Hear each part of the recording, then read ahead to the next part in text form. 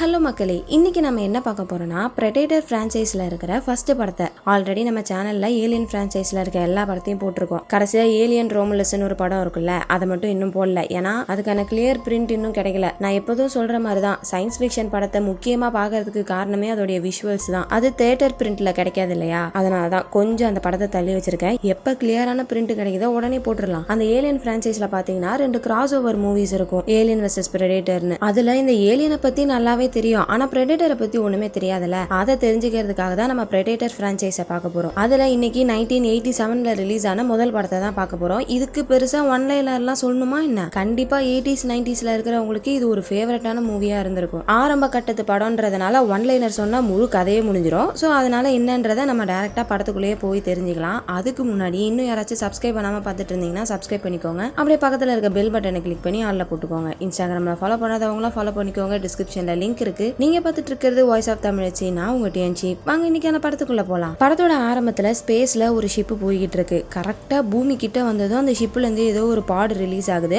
அந்த பாடும் நம்ம பூமிக்குள்ள வந்து லேண்ட் ஆகுது. இந்த மாதிரி ஒரு சீனை காட்டி கட் பண்ணி அப்படியே நம்ம பூமியை காமிக்கிறாங்க. ஒரு ஹெலிகாப்டர், அதுக்குள்ள நம்ம தலைவன் அர்னால்டு, இவரோட பேர் இந்த படத்துல டச் அவரோட டீமை கூப்பிட்டுட்டு ஒரு இடத்துக்கு வராரு. என்னன்னு பார்த்தா 18 மணி நேரத்துக்கு முன்னாடி கேபினெட் மினிஸ்டர் போன ஒரு சாப்பரை காணோம். அதை கண்டுபிடிச்சு மினிஸ்டரை காப்பாத்துறதுக்காக தான் இவரை வர சொல்லியிருந்திருக்காங்க. அந்த இடத்துல நம்ம டச்சோடைய ஃப்ரெண்டு, அவர் ஒரு சிஐஏ, இவரோட பேரு டிலன். என்னடா பார்த்தே ரொம்ப நாள் ஆகுது, இப்பெல்லாம் அடிக்கடி வரதில்ல, எந்த வேலையும் பாக்குறதில்ல போல இருக்கே அப்படின்னு சொல்லிட்டு ரொம்ப நாள் கழிச்சு பேசுற ஃப்ரெண்ட்ஸ் எப்படி பேசிப்பாங்க அப்படி பேசிக்கிறாங்க. அப்புறம் டிலன் என்ன சொல்றாருன்னா, நானும் உங்க கூட வருவேன் மினிஸ்டரை கண்டுபிடிக்கிறதுக்கு அப்படின்றாரு. ஆனா டச்சுக்கு இதுல விருப்பம் இல்ல. நான் என் டீம் கூட எப்பயுமே தனியா தான் வேலை செய்வேன், யாரும் எங்க கூட வரக்கூடாது அப்படின்ற மாதிரி சொன்னா, இவருக்கு வேலை கொடுத்த ஜெனரலே டிலனை கூட்டு போகணும்னு ஆர்டர் கொடுக்குறாரு. சோ அதனால டச்சு வேற வழி இல்லாம சரி வா அப்படின்னு சொல்லிட்டு டிலனை கூட்டு போறாங்க. எல்லாருமே ஒரு ஹெலிகாப்டர்ல போய்கிட்டு இருக்காங்க. போகும்போது இவங்க மூஞ்சி பாருங்களேன், கறி எடுத்து நல்லா புளி பொறாண்ட மாதிரி மூஞ்சில போட்டுக்கிறாங்க. இதுதான் இவங்களுக்கான அடையாளம் போல இருக்கு. போற வழியிலே நிறைய ஃபன் பண்ணிக்கிட்டே போயிட்டு இருக்காங்க. அப்போ ஒரு கட்டத்துல கடைசியா அந்த சாப்பர் ஒரு இடத்துல இருக்கிற மாதிரி சிக்னல் கிடைச்சிருக்கும்ல, அந்த இடத்துல லேண்ட் ஆகி எல்லாரும் நடக்க ஆரம்பிக்கிறாங்க.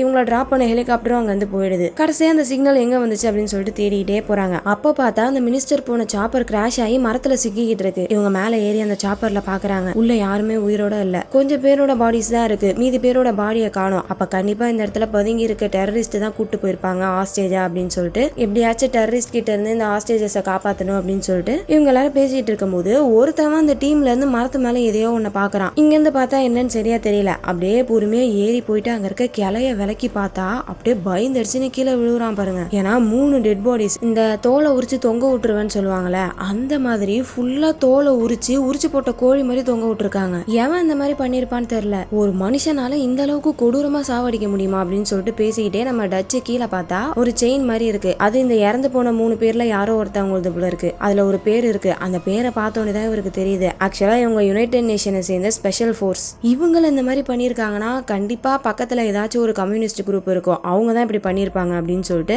மத்த ஹாஸ்டேஜஸ் அவங்க தான் புடிச்சு வச்சிருப்பாங்க, அவங்களை எப்படியாச்சும் காப்பாத்தணும், பக்கத்துல தான் அந்த கம்யூனிஸ்டோட கேம்ப் இருக்க வாய்ப்பு இருக்கு அப்படின்னு சொல்லிட்டு அந்த கேம்பை தேடி போறாங்க. அப்படி இவங்க போகும்போது மரத்து மேல இருந்து ஏதோ ஒண்ணு இவங்களை பார்த்துட்டு இருக்கு. அதோட பார்வை நம்மள மாதிரி நார்மலா இல்ல, தெர்மல் கேமரால பார்த்தா எப்படி இருக்கும் அந்த மாதிரி இருக்கு. ஆனா எல்லாத்தையுமே கரெக்டா உன்னிப்பா நோட்டீஸ் பண்ணுது. ஒரு கட்டத்துல இவங்க தேடிட்டு இருந்த கேம்பை கண்டுபிடிச்சிட்டாங்க. அங்க இப்பதான் ஒரு ஹாஸ்டேஜை கட்டி போட்டு சுட்டு சாவடிக்கிறாங்க. மத்த ஹாஸ்டேஜஸ் எப்படியாச்சும் சீக்கிரமா காப்பாத்தணும் அப்படின்னு சொல்லிட்டு ஃபர்ஸ்ட் பதுங்கி ஒருத்தங்களா காலி பண்றாங்க. அதுக்கப்புறம் களத்துல இறங்கி சண்டை போட ஆரம்பிக்கிறாங்க பாருங்க. பயங்கரமான ஃபைட், மாத்தி சுட்டுக்கிறாங்க. இதுல அவங்க ஹெலிகாப்டர்ல தப்பிக்க பார்த்தா அவங்களையுமே சுட்டு சாவடிச்சிடுறாங்க. பயங்கரமான ஷூட் அவுட், ஒருத்தர் கூட மிஞ்ச கூடாதுன்னு சொல்லிட்டு எல்லாருமே போட்டு தள்ளிக்கிட்டு இருக்க. அப்ப டச் என்ன பண்றாரு, ஒரு டென்ட்டுக்குள்ளேயும் போயிட்டு யாராச்சும் இருந்தாங்கன்னா சுட்டு தள்ளிக்கிட்டு இருக்காரு. அப்படிதான் ஒரு டென்ட்டுக்குள்ள போயிட்டு சுட்டுட்டு இருக்கும் போது இவருக்கு பின்னாடி யாரோ வர மாதிரி இருக்கு. துப்பாக்கி வச்சு மூஞ்சில ஒரு டிச்சு கொடுக்குறாரு பாருங்க. பார்த்தா அது ஒரு பொண்ணு. ஒரு பக்கம் பயங்கரமான சண்டை போய்கிட்டு இருக்க.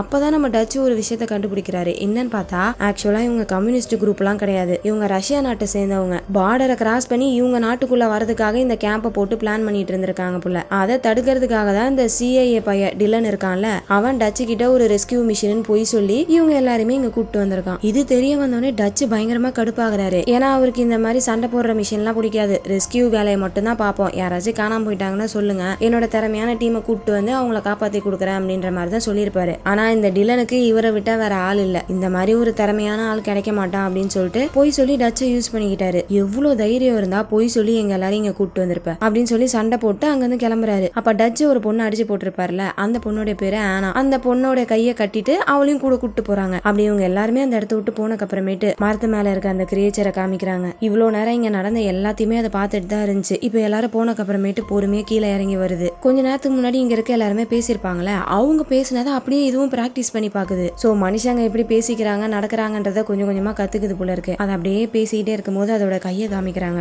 பாத்தீங்களா அதோடைய நகம் எல்லாம் எப்படி நீளமா, அதோட கையே எவ்வளவு பெருசா இருக்குன்னு பாருங்க. அதுக்கப்புறம் திரும்பி இவங்களை ஃபாலோ பண்ண ஆரம்பிக்குது. இந்த பக்கம் எல்லாரும் நடந்து போய்கிட்டு இருக்கும்போது அந்த ஆனா பொண்ணு என்ன பண்றா, டக்குன்னு மயக்கம் போட்ட மாதிரி நடிச்சு அங்கிருந்து தப்பிச்சு போக பாக்குறா. ஆனா அசால்ட்டா அவளை பிடிச்சிடுறாங்க. கொஞ்சமாச்சும் உனக்கு அறிவு இருக்கா, இங்க இத்தனை பேர் இருக்கோம், எப்படி உன்னால தப்பிச்சு போக முடியும், பேசாம அவ பிரச்சனை பண்ணிட்டு இருக்காத அப்படின்னு சொல்லிட்டு அவளை கூட்டு போய்கிட்டு இருக்கும்போது அந்த டீம்ல பில்லின்னு ஒருத்தவர் அவரு மரத்தையே ஏதோ குறுகுறுன்னு பார்த்து நிக்கிறாரு. இன்னத்தரா பாக்குற அப்படின்னு சொல்லிட்டு போய் கேட்டா, மரத்துல ஏதோ ஒண்ணு இருக்கிற மாதிரி இருக்கு அப்படின்ற மாதிரி இவர் இந்த பக்கம் சொல்லிட்டு இருக்கும்போது அந்த பக்கம் ஆனா பொண்ணு திரும்பி சும்மா இல்லாம ஒரு கட்டையை எடுத்து மூஞ்சிலே வச்சுட்டு அங்க வந்து ஓட ஆரம்பிக்கிறா. அவளை பிடிக்கிறதுக்காக எல்லாரும் பின்னாடி ஓடி வந்துட்டு இருக்காங்க. அப்ப இந்த மாதிரி ஓடுறதையும் மரத்து மேல இருக்க கிரியேச்சர் பார்த்துட்டு இருக்கு. இந்த டீம்ல இருக்க ஒருத்தவன் வேகமா ஓடி வந்து எப்படியோ அந்த பொண்ணை பிடிச்சிடறான். அந்த சமயம் இந்த பொண்ணு அப்படியே பயத்தோட இவனுக்கு பின்னாடி பார்த்துட்டு இருக்கா. என்னன்னு பார்த்தா மரத்து மேல இருக்க கிரியேச்சர் அப்படியே பொறுமையா கீழே இறங்கி வருது. அது பார்க்க ஏதோ டிரான்ஸ்பரண்டா இருக்கு, இன்விசிபிள் சூட் போட்டிருக்கும் போல. அது இந்த பயலை அடிச்சு சாவடிச்சு உள்ள இழுத்துட்டு போயிடுது. அவ்வளவுதான். இந்த பொண்ணு மேலலாம் ரத்தம். அப்படியே பயத்தோட பார்த்துட்டு இருக்கா. பின்னாடி ஓடி வந்தவங்க எல்லாம் கேக்குறாங்க, என்னடி ஆச்சு, அந்த பையன் எங்க அப்படின்னு கேட்டா,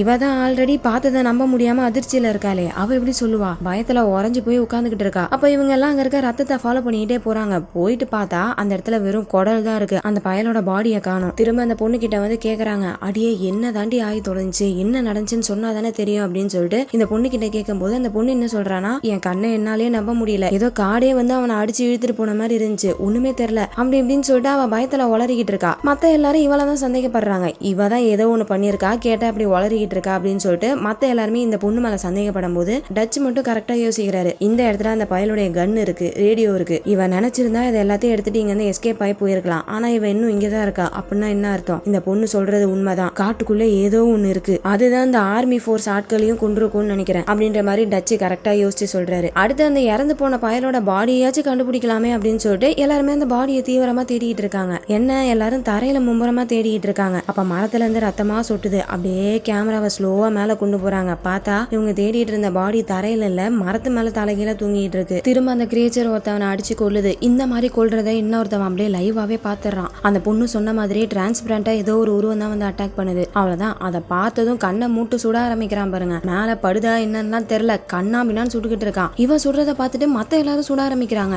கன்ல இருக்க எல்லா புல்லட்டும் காலி ஆகிற வரைக்கும் சுட்டு தள்ளிக்கினே இருக்காங்க. கண்டிப்பா இதுல அந்த கிரியேச்சர் அடிபட்டு செத்துருக்குண்டா அப்படின்னு சொல்லிட்டு தேடி பார்த்தா எந்த இடத்துலயுமே ரத்தம் இல்ல. என்னடா அது இவ்வளவு சுட்டும் ஒரு சின்ன காயம் கூட அதுக்கு ஆகலையா அப்படின்னு சொல்லிட்டு எல்லாரும் பேசிட்டு இருக்காங்க. அப்ப அந்த ஆனா பொண்ணு பாக்குறா, அங்க இருக்க இலை மேல பச்சை கலர்ல ஏதோ திரவம் மாதிரி இருக்கு. அதை எடுத்து தொட்டு பாக்குறா, என்னன்னே தெரியல. அதை ட்ரெஸ்ல தொடச்சிக்கிட்டு அங்க இருந்து போறா. இவங்க எல்லாரும் இதுக்கு ஒண்ணுமே ஆகலன்னு தானே நினைச்சாங்க. ஆனா அதோட காலில் அடிபட்டிருக்கு. அதோடைய ரத்தம் தான் அந்த இலை மேல பட்டிருக்கும் போல இருக்கு. பச்சை கலர்ல இருந்துச்சுல, அதுதான் இதோடைய ரத்தம். அடிப்பட்டதுல ஒரு ஓரமா போய் உட்காந்துட்டு அதோடைய டிரான்ஸ்பரண்ட் சூட் ஆஃப் பண்ணுது. பாத்தீங்களா, இப்படிதான் இருக்கு அந்த கிரியேச்சர் பாக்குறதுக்கு. அந்த சூட்டை ஓபன் பண்ணா உள்ள ஊசி கத்திரிக்கோல் எல்லாமே இருக்கு. அதுல இருக்க மருந்து எடுத்து அதோட காயத்தை அதுவே சரி பண்ணிக்குது. இந்த பக்கம் இந்த கொலைகள் எல்லாம் பண்ணது மனுஷங்க நினைச்சிட்டு இருந்திருப்பாங்க. இப்ப ஏதோ ஒண்ணு சுத்திக்கிட்டு இருக்குன்னு தெரிய வந்தோடனே எல்லாரோட மூஞ்சிலையும் அவ்வளோ ஒரு பயம். சீக்கிரமா இங்க இருந்து போயிடலான்ட்டு சிக்னல் அனுப்புறாங்க. ஆனா ஹெலிகாப்டர்ல இருக்கிறவங்க இப்போதைக்கு வர முடியாது, இங்க ஒரு பிரச்சனை அப்படின்னு சொல்லிடுறாங்களா. இதனால இவங்க எல்லாருமே இன்னைக்கு நைட்டு இங்கே தங்குற மாதிரி ஆயிடுது. அப்பயும் அந்த கிரியேச்சர் வந்து அட்டாக் பண்ணுது. எல்லாரும் வேகமா ஓடி வராங்க. அப்போ ஒரு பையன் எப்படியோ கஷ்டப்பட்டு கையில இருக்க கத்தியை வச்சு குத்தி அதை சாவடிச்சிடறான். அதுக்கப்புறமேட்டு தான் தெரியுது அது அந்த கிரியேச்சர் கிடையாது, ஒரு காட்டு பண்ணி. அப்படியே பயத்தோட அன்னைக்கு நைட்டு முடியுது. அடுத்த நாள் நம்ம டச் என்ன பண்றாரு, ஆனாவோட கையில இருக்க கட்டை அறுத்து விட்டுறாரு. ஏன்னா அந்த கிரியேச்சர் வந்து அட்டாக் பண்ணுச்சுன்னா இவளை பாதுகாத்துக்கணும்ல, அதனாலதான் இப்படி பண்றாரு. அப்பதான் அந்த பொண்ணு சொல்றா, நேத்து அந்த பச்சை கலர் திரவத்தை பார்த்திருப்பால, சோ அது அந்த கிரியேச்சரோட ரத்தமா இருக்க வாய்ப்பு இருக்கு அப்படின்னு சொன்னதும் நம்ம டச். சோ அதோட உடம்புல ரத்தம் இருக்கு அப்படின்னா நம்மளால அதை கொல்ல முடியும் அப்படின்னு சொல்லிட்டு அதை பிடிக்கிறதுக்காக ஒரு ட்ராப் செட் பண்றாரு. ரொம்ப நேரமா வெயிட் பண்றாங்க. அது அந்த ட்ராப்ல வந்து மாட்டிக்கவே இல்ல. அப்புறம் ஒரு கட்டத்துல டப்புன்னு வந்து இவங்க நினைச்ச மாதிரி அந்த ட்ராப்ல மாட்டிக்குது. ஆனா அது வலையா அறுத்துக்கிட்டு வெளியே வந்துருது. டக்குன்னு இவங்க எல்லாரும் சுடுறாங்களா, இதனால அதோட சூட் லைட்டா டேமேஜ் ஆயிடுது போல இருக்கு. ஒரு செகண்ட் அந்த டிரான்ஸ்பரண்ட் மோட் ஆஃப் ஆயிட்டு ஆன் ஆகுது. இதை டிலன் பாத்துறாரு. இந்த டீம்ல இருந்து இப்பதான் ஒரே ஒரு ஆள் அந்த கிரியேச்சரை பாத்துருக்காரு. அப்ப அந்த டீம்ல மேக்குன்னு ஒருத்தவன் என்ன பண்றான், அந்த கிரியேச்சரை கொன்னே ஆகணும் அப்படின்னு சொல்லிட்டு பின்னாடியே துரத்திக்கிட்டு போறான். அவனுக்கு ஏதாவது ஆயிட போகுதுன்னு சொல்லிட்டு டிலன் பாதுகாப்புக்கு பின்னாடி ஓடுறாரு. அப்போ ஒரு இடத்துல ரெண்டு பேரும் நின்னு பாக்குறாங்க. அந்த கிரியேச்சர் மரத்து மேல உட்காந்துருக்கு. ஸ்லோவா போயிட்டு அதை கொன்னுடலாம் அப்படின்னு சொல்லிட்டு ஒருத்தங்களும் ஒரு பக்கம் போறாங்க சைலண்டா. அப்போ மேக்கோடைய கையில ஏதோ லேசர் மாதிரி படுது. என்னன்ட்டு பார்த்தா அந்த கிரியேச்சரோட சூட்ல கன்னுலாம் இருக்கும் போல இருக்கு. கன்னை பாயிண்ட் பண்ணும் போது அதுல இருந்து லேசர் வரும்ல, அதே மாதிரியே இருக்கு. இப்ப அந்த பாயிண்டர் அவனோட கையில சவுண்ட்ல இருந்து அப்படியே அவனோட தலைக்கு போகுது. அவ்வளவுதான், குறி பார்த்து அந்த கிரியேச்சர் அவனை சுட்டு சாவடிச்சிருது. இந்த பக்கம் அவனோட டெட் பாடியை டிலன் பாக்குறாரு. அதை பார்த்துட்டு இப்படி திரும்பினா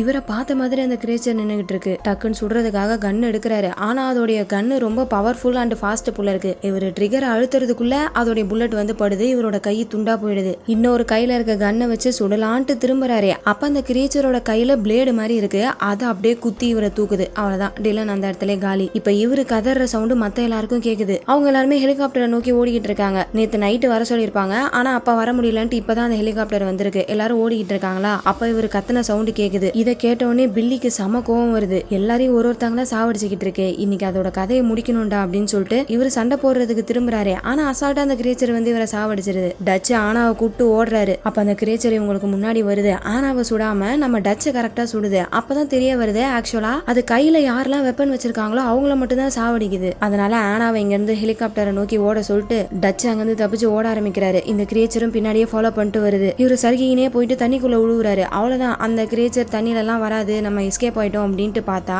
டக்குன்னு தண்ணிலையும் குதிச்சு இவரை துரத்த ஆரம்பிக்குது. அவ்வளவுதான், அப்படியே சத்தமே போடாம அந்த தண்ணிக்குள்ள இருந்து வெளியே வராரு. அப்ப தண்ணி பட்டதுனால அந்த கிரியேச்சரோட சூட் மேல் ஃபங்க்ஷன் ஆயிடுச்சா என்னன்னு தெரியல. அந்த இன்விசிபிள் மோட் ஆஃப் ஆயிடுச்சு. இப்பதான் ஃபர்ஸ்ட் டைம் டச் அந்த உருவத்தை பாக்குறாரு. அப்படியே பொறுமையா போயிட்டு மரத்தோட வேர்களுக்கு நடுவுல மறைஞ்சிக்கிறாரு. தண்ணிக்குள்ள இருந்து வெளியே வந்த ஏலியன் சுத்தி முத்தி பாக்குது. அதுக்கு நார்மலான பார்வை இல்ல, தெர்மல் மோட்ல தானே பாக்கும். இப்ப நம்ம டச் உடம்புல ஒரே சகதியா இருக்கா, அதனால ஒரு பாடியில இருக்க டெம்பரேச்சரை இந்த ஏலியனால டிடெக்ட் பண்ண முடியல. அது வேற பக்கம் தேடிக்கிட்டு போயிடுது. சோ இது கிட்ட இருந்து எப்படி தப்பிக்கணும்ன்ற ஒரு வழியை அவர் கண்டுபிடிச்சிட்டாரு. இதை வச்சே எப்படியாச்சும் அதை சாவடிக்கணும்னு சொல்லிட்டு ஒரு ட்ராப்பை செட் பண்ணிக்கிட்டு இருக்காரு. அப்ப அந்த கிரியேச்சரை காமிக்கிறாங்க. அது என்ன பண்ணுதுன்னா, செத்து போனவங்களோட உடம்ப மரத்தோட உச்சிக்கு கொண்டு போயிட்டு அவங்க உடம்புல இருந்து ஏதோ ஒரு பாடி பார்ட்டை எடுத்து ஏதோ டிராஃபி மாதிரி காட்டி கத்திக்கிட்டு இருக்கு. இதோட வேலையே இதான் புள்ள இருக்கு. இதனால இதுக்கு டிராஃபி கலெக்டர்னு ஒரு பேர் கூட இருக்கு புள்ள இருக்கு. அடுத்து இந்த பக்கம் டச் அவர் எல்லா டிராப்பையும் செட் பண்ணி முடிக்கிறதுக்கே நைட் ஆகிடுது. எல்லா வேலையும் முடிச்சுட்டு இவரோட பாடி ஃபுல்லா அந்த சேரை தடவிக்கிறாரு. அப்பதான் அதால பார்க்க முடியாதுல. சோ இவர் மேல ஃபுல்லா சேரை தடவிட்டு நெருப்பை உண்டாக்கிட்டு ஒரு கத்துறாரு. இந்த சவுண்ட் அந்த கிரியேச்சர் கேட்டுட்டு இந்த பக்கம் வந்துகிட்டு இருக்கு. அப்ப இவர் என்ன பண்றாருன்னா, டிராப் கிட்ட பெரிய நெருப்பை உண்டாக்கிட்டு மரத்து மேல நின்னு வெயிட் பண்ணிக்கிட்டு இருக்காரு. அந்த கிரியேச்சர் வரும், வந்ததும் அதை போட்டு தள்ளிடலாம் அப்படின்னு சொல்லிட்டு வெயிட் பண்ணிக்கிட்டு இருக்காரா. அப்ப இவர் நினைச்ச மாதிரியே அந்த கிரியேச்சர் வருது. ஆனா இவரோட பக்கத்திலே போகுது. நல்ல வேலை இவர் சேறு தடவி இருந்ததுனால அந்த டெம்பரேச்சர் அந்த ஏலியனுக்கு தெரியல. அப்படியே அந்த ஏலியன் ஸ்லோவா மரத்துல இருந்து இறங்கி அந்த நெருப்பு கிட்ட போயிட்டு பாத்துட்டு இருக்கு. இங்க தானே சவுண்ட் வந்துச்சு அப்படின்னு சொல்லிட்டு பாத்துட்டு இருக்கும்போது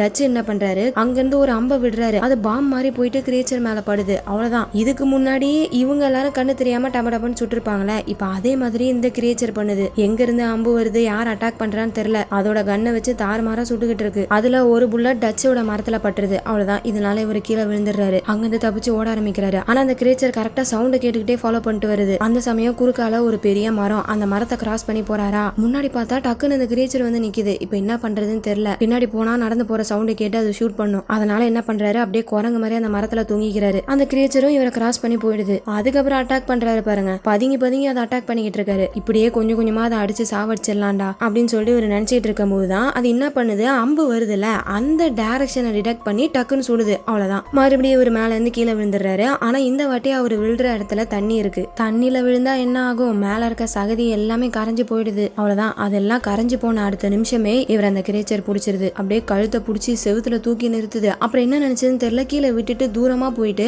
அதோடைய ஹெல்மெட்டை கட்டிட்டு ஒரு கத்துது பாருங்க.